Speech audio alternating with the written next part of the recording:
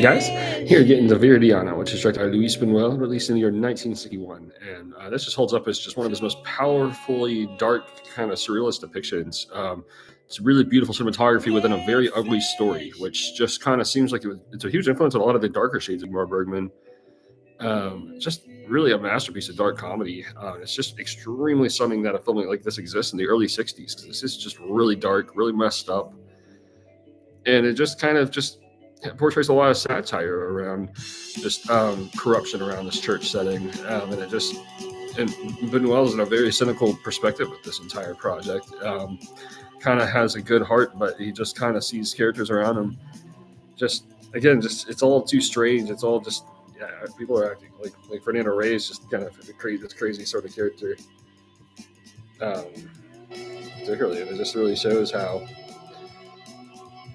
it's just kind of a gross sort of atmosphere. Ultimately, it seems beautiful on surface, but like looking within, it's like there is kind of this disturbing sort of root about it, and there's just something really strong about its atmosphere from start to finish. It paints an extreme sort of picture, which just has incredible pacing. It's really well written from start to finish. Like there's a lot of just satire about just humanity living in this project, kind of looking at how um, depths of evil or like out to corrupt a woman's like faith, that it doesn't ultimately get her in the end. It's kind of a wonderful story and all that.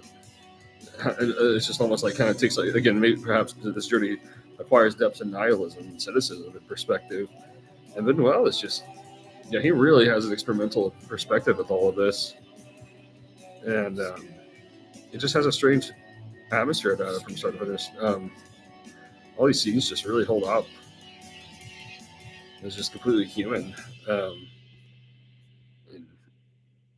Characters are like challenged by like their like selfish tendencies or like their sense of self discipline, and it just kind of goes to very original places from there. Just one of the most memorable all throughout. Just depicting what nihilism looks like in this kind of atmosphere, just how that can gradually build up and kind of just a bleak portrayal of humanity, but with like layers of satire. But ultimately, it's a pretty disturbing kind of project, very disturbing in its own way, and kind of just looks at just like like it's just all that controlling energy just feels gross ultimately in this perspective. There's almost like this message in it to just give it, sacrifice all that to like just. It seems like almost the film's almost saying like rock and roll in a way, and it's just incredible from start to finish. That just um, just portraying something just incredibly entertaining.